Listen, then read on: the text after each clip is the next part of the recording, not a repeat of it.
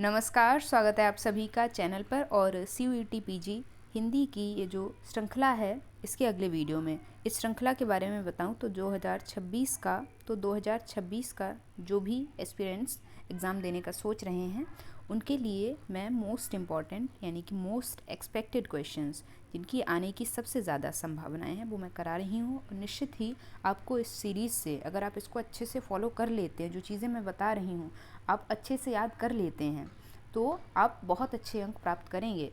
तो आपको इस सीरीज़ से क्वेश्चंस देखने को ज़रूर मिलेंगे आपके प्रश्न पत्र में। बाकी यहाँ पर फालतू की बातें नहीं होती हैं, सीधे प्रश्न पर मैं आती हूँ। उससे पहले अगर पहली बार आप इस सीरीज़ से जुड़ रहे हैं तो मैं बता दूँ, हर एक वीडियो में आपको 50 प्रश्न मैं कराती हूँ और आपको मुझसे पहले उत्तर देने का प्रयास करना चाहिए ज़रूर, और अपना आकलन ज़रूर करते रहिएगा। बाकी चलिए सीधे आ जाते हैं पहले प्रश्न पर। आज के वीडियो का पहला प्रश्न जो है वो काव्य शास्त्र से है। मिक्स्ड क्वेश्चंस आपको देखने को मिलेंगे यहाँ पे। सारे ही टॉपिक्स जितने आपके CUET PG के सिलेबस में इंक्लूडेड है ना, सभी से प्रश्न आपको देखने को यहाँ पे मिल जाएंगे। तो पहला प्रश्न जो है काव्य लक्षण से है। अब आपको बताना है ये काव्य लक्षण किसका है। तो इसका सही जवाब क्या होगा आप चुन लीजिए। सही जवाब यहाँ पर है जयदेव का। तो ये याद रखिए काव्य लक्षण किसका है। आगे बढ़ते हैं। अगला प्रश्न भी काव्य शास्त्र से ही है। एक काव्य लक्षण फिर से दे दिया गया है और पूछा गया है कि ये काव्य लक्षण किस काव्य शास्त्रीय विद्वान द्वारा दिया गया है। तो दूसरे प्रश्न का सही उत्तर आपको देना है। आप अच्छे से पढ़ लीजिए, अगर नहीं पता है तो उसको नोट डाउन ज़रूर कर लीजिएगा। तो दूसरे प्रश्न का सही उत्तर है ऑप्शन ए, यानी कि ये भोजराज के द्वारा दिया गया काव्य लक्षण है। ठीक है, आगे बढ़ते हैं।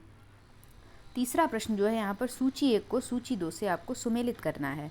सूची 1 में सभा या फिर संस्था दे दी गई है, वहीं दूसरी ओर सूची 2 में संस्थापक या फिर अध्यक्ष दे दिए गए हैं। तो आपको सही से ही बताना है कि कौन सी सभा की स्थापना किसके द्वारा की गई थी। तो यहाँ पर इसका सही उत्तर आपको देना है। सबसे पहले देखिए, जिसका आंसर पता है वो देते हैं आप। सबसे पहले आपको जिनके आंसर पता है वो आप मैच करिए। तो प्रगतिशील लेखक संघ के तो आपको पता ही होंगे निश्चित तौर से, मुंशी प्रेमचंद जी ने अध्यक्षता की थी, प्रथम अध्यक्ष थे इसके। तो सेकंड का सी कहाँ पे है? सेकंड का सी एक ही ऑप्शन में है। देखिए इस तरह से एलिमिनेशन मेथड आपको यूज़ करना है। और देखिए आपको सिर्फ एक पता था और आपने सारे आंसर खोज लिए हैं। पहले का डी होगा, यानी कि नागरी प्रचारिणी सभा की अध्यक्षता किसने की थी? बाबू श्याम सुंदर दास जी ने। और इसके बाद में तीसरे का बी होगा और अंतिम का जो है पुरुषोत्तम दास टंडन। आगे बढ़ते हैं, चौथे प्रश्न पर आइए। लिखा है अपने उपन्यासों को गप बाइस्कोप किसने कहा है? किस उपन्यासकार ने अपने ही उपन्यासों को ऐसा कहा है? इसका सही जवाब आपको देना है। तो प्रश्न संख्या 4 का सही उत्तर क्या है? श्रीलाल शुक्ल, जिनका राग दरबारी है? जी नहीं। फणीश्वर नाथ रेणु, जिनकी परती परिकथा मैला आंचल? नहीं। सुरेंद्र वर्मा? बिल्कुल नहीं। ये है ऑप्शन बी, यानी कि मनोहर श्याम जोशी अपने ही उपन्यासों को गप बाइस्कोप कहते हैं। तो प्रश्न संख्या 4 का सही उत्तर ऑप्शन बी बन जाता है। आगे बढ़िए। अगला प्रश्न है 5वां। लिखा है शंभूक की हत्या एक रचना है, किस विधा की रचना है? और ये भी आपको पता होना चाहिए ये रचना है किसकी। तो दोनों ही प्रश्नों का उत्तर मैं आपको दे दूंगी। सबसे पहले तो जानिए किस विधा की रचना है। तो ये नाटक है, ठीक है, शंभूक की हत्या। और किसका नाटक है? ये नरेंद्र कोहली का नाटक है। ठीक है, दोनों बातें आपको याद रखनी, नरेंद्र कोहली का नाटक है। आगे बढ़ते हैं। छठा प्रश्न है काला पहाड़ किस विधा की रचना है? यहाँ पे भी दोनों उत्तर आपको पता होने चाहिए, किसकी रचना है ये भी और किस विधा की रचना है ये भी। तो ये किस विधा की रचना है वो आप सबसे पहले जानिए। ये भी एक नाटक है और किसकी रचना है? तो ये सुदर्शन चोपड़ा की रचना है। ठीक है, दोनों ही तथ्य आपको याद रखने हैं। आगे बढ़िए, 7वें प्रश्न पर आइए। 7वां प्रश्न प्रयोजन मूलक हिंदी से है। लिखा है एप्लीकेशन शब्द का हिंदी रूपांतरण क्या होगा? ठीक है, तो इसका आपको सही उत्तर देना है। चुन लीजिए आप। प्रतिवेदन, आवेदन, या फिर आवेदक तो नहीं होगा, या फिर ज्ञापन भी नहीं होगा। अब आवेदन या फिर प्रतिवेदन में से सही उत्तर क्या होगा ये आप बताइए। तो यहाँ पर सही उत्तर आपने चुन लिया होगा, एप्लीकेशन को आवेदन पत्र कहते हैं। ऑप्शन सी करेक्ट है। आगे बढ़िए। अगला प्रश्न है 8वां। बड़ा ही आसान सा प्रश्न है, उत्तर दीजिए। निम्नलिखित में से कौन सा लेटर का प्रकार नहीं है? पत्र 2 प्रकार के होते हैं, फॉर्मल और इनफॉर्मल। तो इनमें से कौन सा ना तो फॉर्मल में आता है ना इनफॉर्मल में, ये आपको बताना है। समाचार पत्र ही ऐसा है जो पत्र का प्रकार नहीं है, बाकी सरकारी पत्र, व्यापारिक पत्र, सामाजिक पत्र, ये सारे पत्रों के प्रकार हैं। आगे बढ़ते हैं 90 प्रश्न पर आइए। लिखा है समाचार पत्र, पत्रिकाएं एवं पुस्तकें जनसंचार के किस माध्यम के अंतर्गत आती हैं, है ना।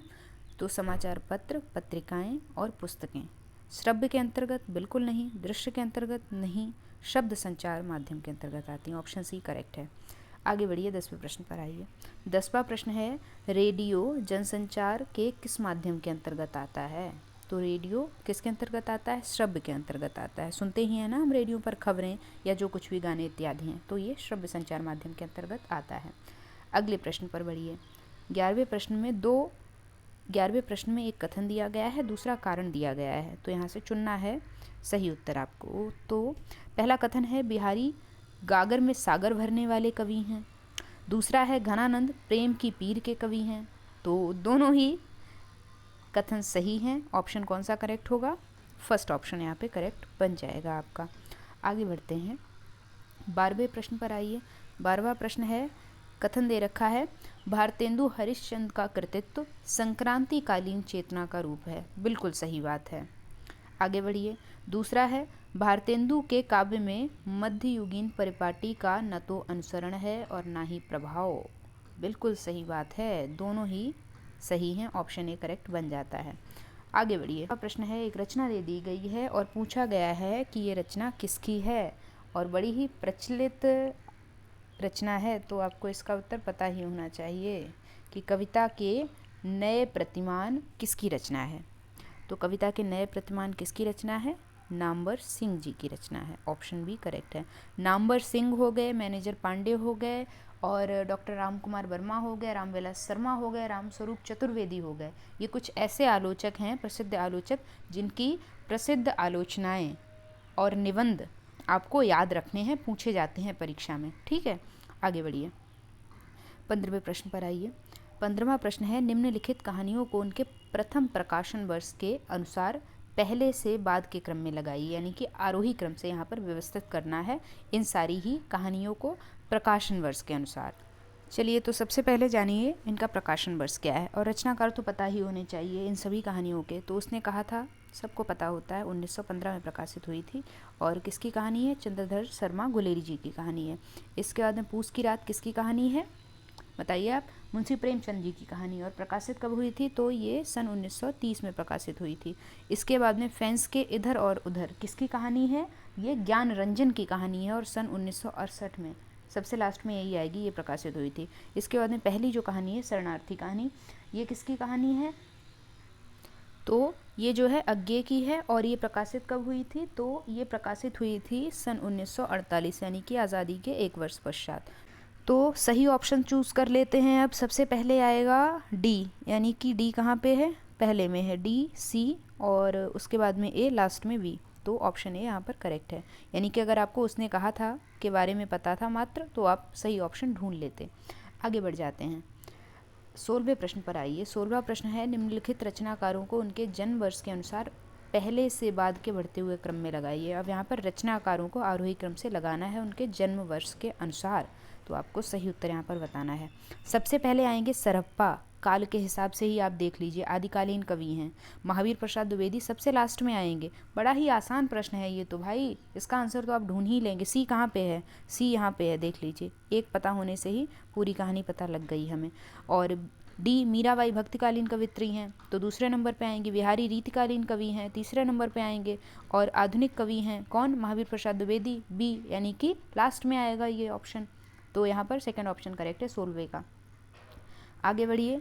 सूची 1 को सूची 2 से सुमेलित करना है। एक और कहानी दी गई है, दूसरी ओर कहानीकार दिए गए हैं। परिंदे कहानी किसे नहीं पता है, किसकी कहानी है, जिनकी चीड़ों पर चांदनी यात्रा वृत्तांत प्रचलित है, निर्मल वर्मा की कहानी है। देखिए एक से काम चला या नहीं। डी का सेकंड कहाँ पे है, डी का सेकंड सिर्फ एक ऑप्शन में है। देखिए इसे कहते हैं स्मार्ट वर्क, और एलिमिनेशन मेथड यही होता है कि एक पता होने से आप सब पता लगा लेते हैं। चीफ की दावत किसकी कहानी है, तो सबको ही पता होती, भीष्म साहनी की कहानी है। और इसके बाद डिप्टी कलेक्टर किसकी है, डिप्टी कलेक्टर अमरकांत की है। तो इस तरह से हमने सारे ऑप्शंस को मिला लिया है। आगे बढ़ जाइए 18वें प्रश्न पर आइए। 18वां प्रश्न है निम्नलिखित रचनाकारों को उनके जन्म वर्ष के अनुसार आरोही क्रम में व्यवस्थित करना है। ये प्रश्न रिपीट हो गया है तो इसको छोड़ दी। 19वें प्रश्न पर आइए। यहाँ पर एक कथन दे दिया गया है और पूछा गया कि ये कथन किस आलोचक का है।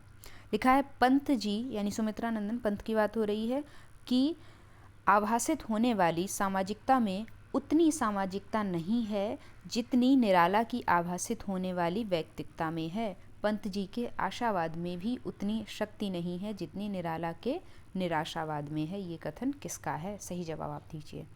तो ये कथन है डी यानी कि नामवर सिंह जी का, जिनकी कहानी नई कहानी बड़ी ही प्रचलित पुस्तक है। और बाकी आगे बढ़ते हैं। अगला प्रश्न है 20वां, बड़ा ही आसान सा प्रश्न है। गोबर पात्र का संबंध निम्नलिखित में से किस उपन्यास से है?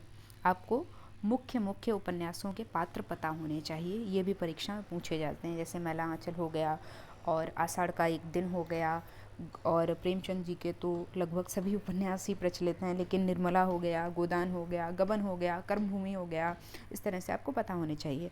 बाकी इस प्रश्न का सही उत्तर क्या है? बड़ा ही आसान सा प्रश्न है, ऑप्शन ए यानी कि ये गोदान का पात्र है गोबर और होरी का बेटा है। ठीक है, आगे बढ़ते हैं। 21वें प्रश्न पर आइए। 21वां प्रश्न है फिर से पात्र से संबंधित। कालीचरण जो है किस पात्र का कालीचरण जो है किस उपन्यास का पात्र है? सही उत्तर दीजिए। तो कालीचरण गोदान का नहीं है, आधा गांव का नहीं है, परती परिकथा का नहीं है, बल्कि फणीश्वरनाथ रेणु के पहले उपन्यास आंचलिक उपन्यास मैला आंचल का पात्र है। और मैला आंचल के और पात्र आपको याद रखने हैं, डॉक्टर प्रशांत, कमली, इसके बाद में बालदेव, ये पात्र आपको और याद रखने हैं। अगले प्रश्न पर आइए। 22वें प्रश्न में 2 कथन दे रखे हैं, आपको चुनना है कि इनमें से कौन सा आचार्य रामचंद्र शुक्ल का कथन है या फिर दोनों हैं। तो पहला है श्रद्धा का व्यापार स्थल संकीर्ण है, प्रेम का विस्तृत। दूसरा है साहसपूर्ण आनंद की, यहाँ पर आई थिंक कुछ मिसप्रिंट हुई है, करेक्ट कर ले, मैं आपको मतलब करेक्ट करके PDF दे दूँगी, तो इसको आप चेक कर लीजिए। बाकी यहाँ पर आप चुनिए कि कौन सा कथन सही है या फिर दोनों सही हैं। तो पहला कथन जो है वो गलत है, दूसरा कथन सही है, तो यहाँ पर आपका ऑप्शन भी करेक्ट बन जाता है। मैं ये करेक्ट कर दूँगी, आप निश्चिंत रहें, आपको PDF मिलेगी, वो करेक्ट होगी। अगले प्रश्न पर आइए। 23वां प्रश्न है हीरा डोम की एक कविता है अछूत की शिकायत, जो कि दलित विमर्श की एक कविता है, स्मेरतामूलक विमर्श में दलित विमर्श की कविता है। ये किस पत्रिका में प्रकाशित हुई थी? आपको बताना है, नवजीवन में, सरस्वती में, या फिर मूक नायक में, या फिर बहिष्कृत भारत में। तो 23वें प्रश्न का सही उत्तर ऑप्शन बी यानी कि सरस्वती पत्रिका में ये प्रकाशित हुई थी। और इसका संपादन किसने किया था? इसका संपादन किया था महावीर प्रसाद द्विवेदी ने। तो दोनों ही आपको पता होने चाहिए तथ्य। अगले प्रश्न पर आइए। 24वां प्रश्न है पूर्वी हिंदी की बोली इनमें से कौन सी नहीं है? तो ये बड़ा आसान सा प्रश्न है और याद करने की ट्रिक भी मैं बता दे रही हूँ। ABC। ए फॉर अवधी, ये पूर्वी हिंदी की बोली है।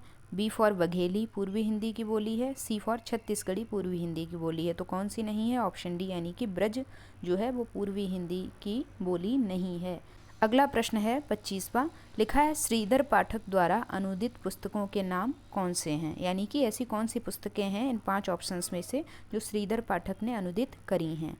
तो एकांतवास योगी, उजड़ ग्राम, श्रांत पथिक, देहरादून और भारत गीत। आपको सही ऑप्शन चूज़ करना है। तो यहाँ पर एकांतवास योगी जो है वो इन्होंने अनुदित करी है। इसके बाद में उजड़ ग्राम भी इनके द्वारा अनुदित है और श्रांत पथिक भी इनके द्वारा अनुदित है। ये ट्रेवलर का अनुवाद है। तो ABC कहाँ पर दे रखे हैं? ऑप्शन डी में दे रखे हैं। डी ऑप्शन आपका करेक्ट है। आगे बढ़ते हैं। अगले प्रश्न पर आइए। 26वां प्रश्न है हमारा। एक कथन दे दिया गया है और पूछा गया है कि ये कथन किसका है। लिखा है वेदना में एक शक्ति होती है। लिखा है वेदना में एक शक्ति है जो दृष्टि देती है, जो यातना में है वह दृष्टा हो सकता है। तो ये कथन किसका है? ये कथन आपको हिंट देती हूँ, चलिए। ये कथन है प्रयोगवाद के प्रवर्तक का। ये कथन है तार सप्तक के संपादक का। ये कथन है जिनकी नदी के दीप रचना बड़ी प्रचलित है, और जिनकी अरे आयावर रहेगा याद रचना बड़ी प्रचलित है, जिनकी एक बूंद सहसा उछली रचना बड़ी प्रचलित है। अब तो उत्तर ढूंढ ही लिया होगा आपने। ये सच्चिदानंद हीरानंद बादशाह अज्ञे का कथन है। ऑप्शन सी यहाँ पर करेक्ट बन जाता है। आगे बढ़ते हैं। अगले प्रश्न पर आइए। अगला प्रश्न है 27वां। लिखा है भट्ट केदार ने किस सम्राट का गुण गाया है? एक रचनाकार हैं, कवि हैं भट्ट केदार। इन्होंने किस सम्राट का गुणगान किया है? किस सम्राट की प्रशंसा में गीत इत्यादि लिखे हैं? तो इस प्रश्न का सही उत्तर क्या होगा? इस प्रश्न का सही उत्तर होगा ऑप्शन बी जयचंद। तो यहाँ पर ऑप्शन बी करेक्ट बन जाता है 27वें प्रश्न का। आगे बढ़ते हैं अगले प्रश्न पर आइए। अगला प्रश्न है हमारा 28वां। एक अभिकथन दिया गया है और तर्क यानी असर्शन रीजन टाइप का क्वेश्चन है। इसका सही उत्तर आपको चूज़ करना है। तो अभिकथन क्या है?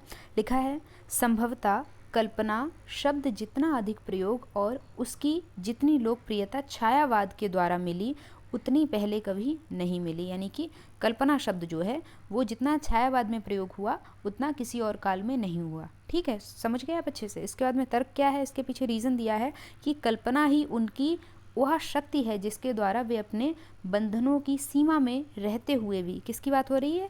छायावाद युगीन कवियों की बात हो रही है, जिसके द्वारा वे अपने बंधनों की सीमा में रहते हुए भी उन्मुक्त आकाश में विचरण करने का सुख लेते हैं। तो आपको बताना है कि दोनों कथन मतलब अभिकथन और तर्क दोनों सही हैं और तर्क उसकी सही व्याख्या है या नहीं है, तो ये बात आपको सही बतानी है। आपने आई होप इसका आंसर खोज लिया होगा, क्योंकि ऐसा कुछ गहरा अर्थ है नहीं इसमें निहित। अगर आपको छायावाद की प्रवृत्तियाँ अच्छे से पता हैं तो निश्चित तौर से आपने उत्तर खोज लिया होगा। इसीलिए मैं कहती हूँ प्रत्येक काल की आपको प्रवृत्तियाँ अच्छे से पढ़नी चाहिए, क्योंकि बहुत कुछ कहानी जो कथन और तर्क वाले प्रश्न होते हैं वो तो लगभग प्रवृत्तियों से संबंधित ही पूछे जाते हैं, तो इसलिए प्रवृत्तियाँ पढ़ना काफ़ी ज़रूरी हो जाता है। बाकी इस प्रश्न का सही उत्तर ऑप्शन डी यानी कि ए और आर दोनों सही हैं, और आर जो है यानी तर्क जो है वो अभिकथन की सही व्याख्या भी है। अब आइए अगले प्रश्न पर। 29वां प्रश्न है प्रयोगवाद शब्द का सर्वप्रथम प्रयोग किसने किया था? इसमें आप फंसेंगे, तो बताइए प्रयोगवाद शब्द का सर्वप्रथम प्रयोग किसने किया था? तो आप में से कई लोग अज्ञे को टिक कर देंगे, लेकिन ये गलत है। इन्होंने प्रयोगवादी काव्यधारा का प्रवर्तन किया था, लेकिन प्रयोगवाद शब्द का सर्वप्रथम प्रयोग करने वाले जो आलोचक हैं वो हैं नंदुलाल वाजपेयी जी। और इनके बारे में और बता दूं, इन्होंने प्रयोगवाद को बैठे ठाले का धंधा भी कहा है। क्या कहा है? बैठे ठाले का धंधा। तो दोनों तथ्य आपको पता होने चाहिए। आगे बढ़ते हैं अगले प्रश्न पर आइए। हमारा 30वां प्रश्न है। एक कथन दे दिया गया और पूछा गया कि ये किसका है। लिखा है कबीर की अपेक्षा खुसरो का ध्यान बोलचाल की भाषा की ओर अधिक था। यह उक्ति किस आलोचक की है? यानी कि कबीर की अपेक्षा अमीर खुसरो का ध्यान बोलचाल की भाषा पर अधिक था। बताइए। तो इस प्रश्न का सही उत्तर ऑप्शन बी यानी कि ये आचार्य रामचंद्र शुक्ल जी की पंक्ति है। आगे बढ़ जाते हैं। ये अगला प्रश्न है 31वां। लिखा है शमशेर बहादुर होगा, यहाँ पर करेक्ट कर लीजिएगा। शमशेर बहादुर सिंह के संदर्भ में ये किसने कहा है कि शमशेर जो हैं कवियों के कवि हैं? इसका आपको सही अर्थ बताना है कि शमशेर बहादुर सिंह के संदर्भ में ऐसा कौन कहते हैं। तो 31वें प्रश्न का सही उत्तर ऑप्शन है यानी कि डॉक्टर रामविलास शर्मा जी जो हैं शमशेर को कवियों का कवि कहते हैं। आगे बढ़ते हैं। तो यहाँ पर इस प्रश्न का सही उत्तर ऑप्शन सी यानी कि सच्चिदानंद हीरानंद बादशाह अज्ञे ने शमशेर बहादुर सिंह को क्या कहा है? कवियों का कवि कहा है। अगले प्रश्न की ओर बढ़ते हैं। अगला प्रश्न स्क्रीन पे आप देख सकते हैं। 32वां प्रश्न है सूची 1 को सूची 2 से सुमेलित करना है। एक ओर तो रचनाएं दे रखी हैं, वहीं दूसरी ओर उनका प्रकाशन वर्ष दे रखा है। कौन सी रचना कब प्रकाशित हुई है ये आपको यहाँ पर बताना है। तो आप इसका सही उत्तर दीजिए। तो यहाँ पर परख जो है वो सन 1929 में प्रकाशित हुई थी, यानी पहले का डी करेक्ट हो जाता है। और इसके बाद में बात करूँ तो सुनीता जो है वो सन 1935 में प्रकाशित हुई थी। इसके बाद में त्यागपत्र पर आइए। त्यागपत्र जो है वो सन 1937 में प्रकाशित हुई थी और कल्याणी जो है वो सन 1939 में प्रकाशित हुई थी। तो इस हिसाब से देखें तो हमारा ऑप्शन डी करेक्ट हो जाता है, राइट। इसके बाद आगे बढ़ते हैं 33वें प्रश्न पर। 33वें प्रश्न में भी आपको एक और रचनाएं दे रखी हैं, दूसरी ओर पुरस्कार दे रखा है कि किस रचना के लिए कौन सा पुरस्कार मिला है। तो यहाँ पर आपको इन सभी का सही उत्तर जो है वो बताना होगा। तो आइए, और ये भी मैं आपको बता दूंगी कि कौन सी रचना किस रचनाकार की है। एडिशनली आपसे हो सकता है पूछा जाए इस तरह से कोई प्रश्न। तो चिदम्बरा के लिए कौन सा पुरस्कार मिला था? सबसे पहले जानिए चिदम्बरा रचना किसकी है। चिदम्बरा जो है वो सुमित्रानंदन पंत की रचना है, जिन्हें प्रकृति का सुकुमार कवि भी कहा जाता है। इसके बाद में दूसरी रचना जो है दुक्खम सुक्खम, ये किसकी रचना है? ये ममता कालिया की रचना है। इसके बाद में तीसरी रचना जो है कव्वे और काला पानी, ये किसकी रचना है? ये निर्मल वर्मा की रचना है, जिनकी शीणों पर चांदनी और आपको याद रखनी है। इसके बाद में चौथी है काला और बूढ़ा होगा। यहाँ पर काला और बूढ़ा चांद किसकी रचना है? तो काला और बूढ़ा चांद जो है ये भी सुमित्रानंदन पंत जी की ही रचना है। अब आइए यहाँ पर उत्तर दीजिए कि किस रचना को कौन सा पुरस्कार मिला है। रचनाकार तो मैंने आपको बता ही दिए हैं, बाकी इसका सही उत्तर मैं आपको बता रही हूँ। तो यहाँ पर चिदम्बरा को जो है ज्ञानपीठ पुरस्कार मिला है, ठीक है, या फिर कह लीजिए चिदम्बरा रचना के लिए सुमित्रानंदन पंत जी को ज्ञानपीठ पुरस्कार प्राप्त हुआ था। इसके बाद में दूसरी जो रचना है यहाँ पर दुक्कम सुक्कम, इसके लिए ममता कालिया जी को व्यास सम्मान से नवाजा गया था, ठीक है। इसके बाद में तीसरी रचना जो है हमारी कव्वे और काला पानी निर्मल वर्मा जी की, इसके लिए उन्हें साहित्य अकादमी पुरस्कार मिला था, तो इसको सी से भी मिला सकते हैं आप। और काला और बूढ़ा चांद जो है इसके लिए भी सुमित्रानंदन पंत जी को साहित्य अकादमी पुरस्कार से नवाजा गया था। तो सही उत्तर आपको पता चल गए हैं। तो यहाँ पे अगर ऑप्शन देखें तो फर्स्ट का वी किस में है, एक ही ऑप्शन में देखिए, यहाँ से अगर आपको एक पता थी तो आप सही ऑप्शन खोज लेते आराम से। चलिए तो आगे बढ़ जाते हैं, 34वें प्रश्न पर आइए। 34वें प्रश्न में एक और रचनाएं दी गई हैं, दूसरी ओर रचनाकार दिए गए हैं। इनमें आपको बताना है कौन सी रचना किसकी है। यहाँ पर आपको सही उत्तर बताना है। जो पता है सबसे पहले उनको मिलाइए। उर्वशी किसकी है, दिनकर की है। उर्वशी या फिर कुरुक्षेत्र या फिर रश्मि रथी या फिर संस्कृत के 4 अध्याय, ये दिनकर की महत्वपूर्ण रचनाओं की श्रेणी में आती हैं, ये आपको बिल्कुल भी भूलनी नहीं है। इसके बाद में जिंदगी नामा भी आपको याद रखनी है, कृष्णा सोबती की रचना है। कृष्णा सोबती की मित्रों मरजानी और आपको याद रखनी है। अब देखते हैं यहाँ से कितना काम हमारा बना है। तो फोर्थ का ए कहाँ दे रखा है, एक ही ऑप्शन में दे रखा है। देखिए यहाँ से एलिमिनेशन मेथड यूज़ करके हमने इजीली आंसर फाइंड आउट कर लिया है। बाकी फर्स्ट का डी भी यहाँ पर है, तो दोनों तरीके से हम उत्तर आसानी से खोज सकते हैं। और तेरी मेरी उसकी बात किसकी रचना है, यशपाल की रचना है। आंगन के पार द्वार अज्ञे की रचना है। चलिए आगे बढ़ते हैं। 35वें प्रश्न पर आइए। सूची 1 को सूची 2 से सुमिलित करना है। अब एक और ये सारी चीज़ें दी गई हैं, ये सारी काव्यशास्त्र के अंतर्गत आते हैं, काव्यशास्त्र के विषय हैं। अब कौन से विषय हैं ये आपको चुनना है। जैसे प्रतिभा क्या है, ननु शब्दार्थो काव्यम क्या है, व्यंजना क्या है, अर्थ प्राप्ति क्या है। चलिए इसका सही उत्तर आप दीजिए। तो ननु शब्दार्थो काव्यम क्या है, काव्य लक्षण है। किसने दिया है, रुद्रट ने दिया है, तो इसको आप किससे मैच करेंगे, थर्ड से मैच करेंगे। व्यंजना क्या है, एक शब्द शक्ति है, फर्स्ट से मैच करेंगे। और प्रतिभा क्या है, प्रतिभा क्या है, प्रतिभा एक काव्य हेतु है। इसके बाद में अर्थ प्राप्ति क्या है, काव्य प्रयोजन है। तो यहाँ पर ऑप्शन आप चेक करिए कौन सा करेक्ट होगा। ए का डी कहाँ पे दे रखा है, ए का डी दे रखा है सिर्फ और सिर्फ लास्ट ऑप्शन में, तो आपका ये वाला ऑप्शन करेक्ट हो जाता है। तो इस हिसाब से डी ऑप्शन करेक्ट है। आगे बढ़ते हैं। 36वें प्रश्न पर आइए। बड़ी ही प्रचलित कविता है अंधेरे में, किसकी कविता है बताइए आप।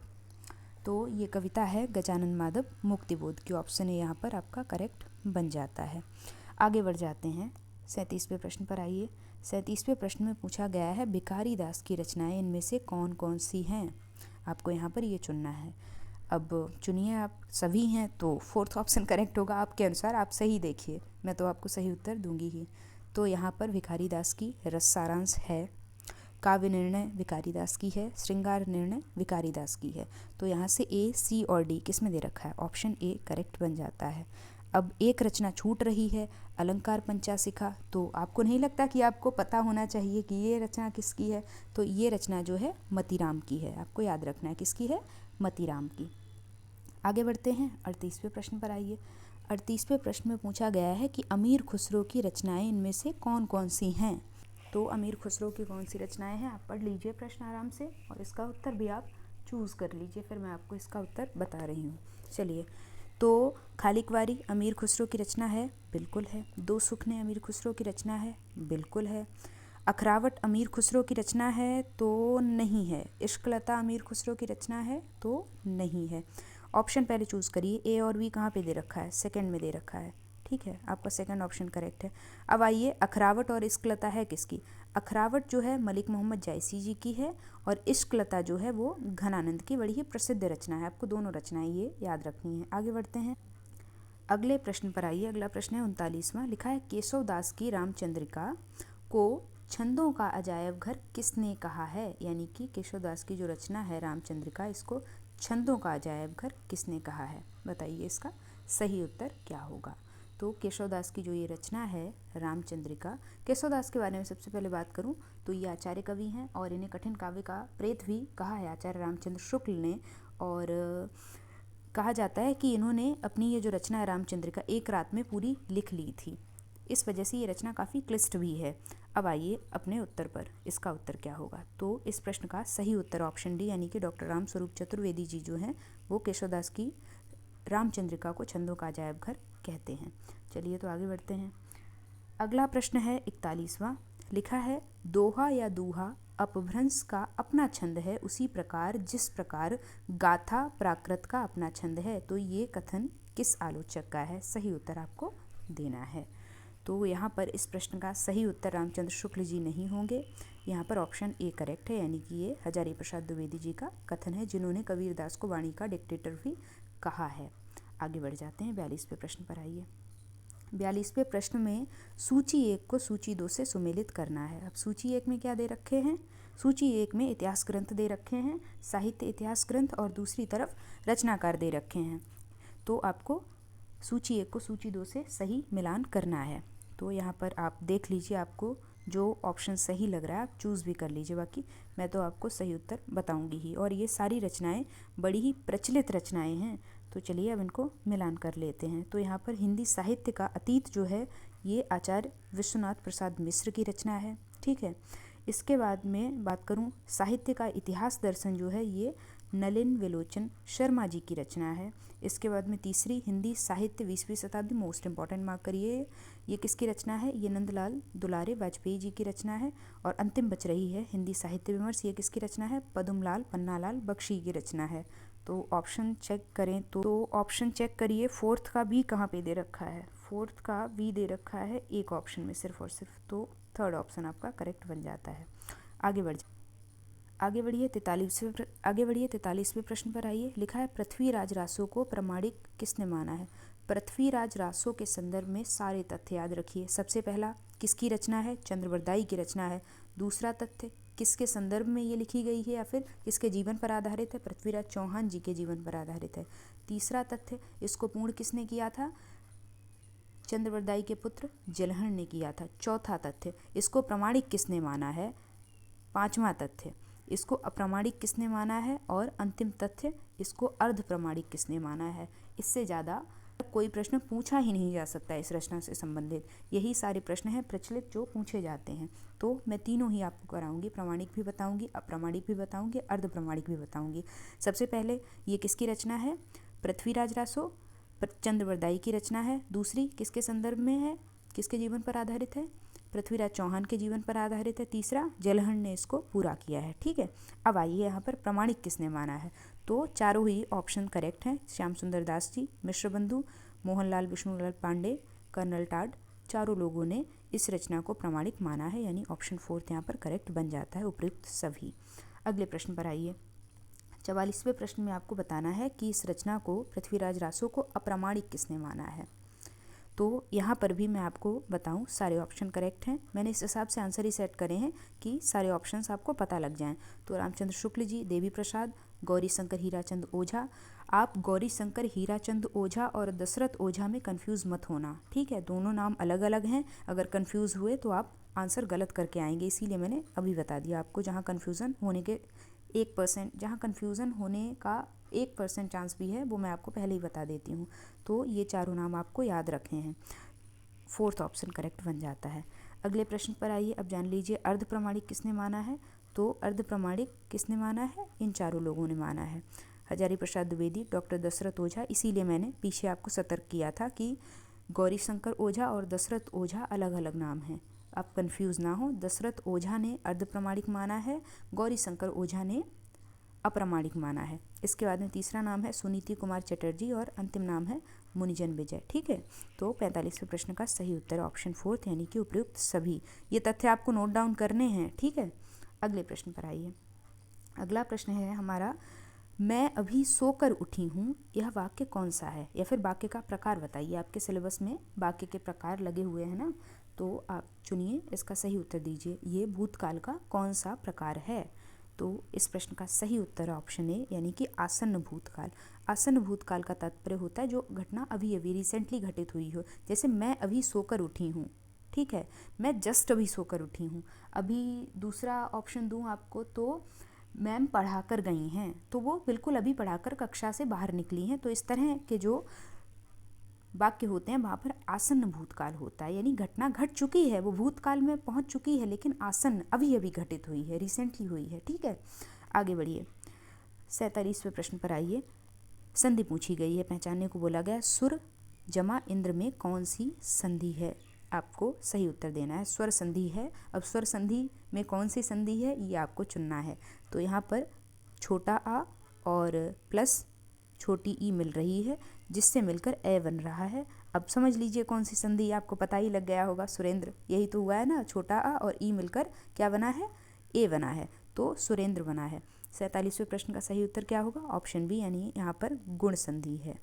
आगे बढ़ जाते हैं। अगला प्रश्न है हमारा 48वां। लिखा है माता प्लस ऐश्वर्य मिलकर क्या बन रहा है? मातेश्वर्य बन रहा है। अब यहाँ पर संधि आपको पहचाननी है। बड़ी ही आसान सी संधि है, जहाँ पर मात्राएं डबल हो जाएं वहाँ पर कौन सी संधि होती है? वृद्धि संधि होती है। याद कर लीजिए, वृद्धि संधि की एकमात्र पहचान है कि दो मात्राएं एक समान। क्या? वृद्धि संधि की एक पहचान, दो मात्राएं एक समान। तो दो मात्राएं एक समान जहाँ पर होती हैं वहाँ पर कौन सी संधि होती है? वृद्धि संधि होती है।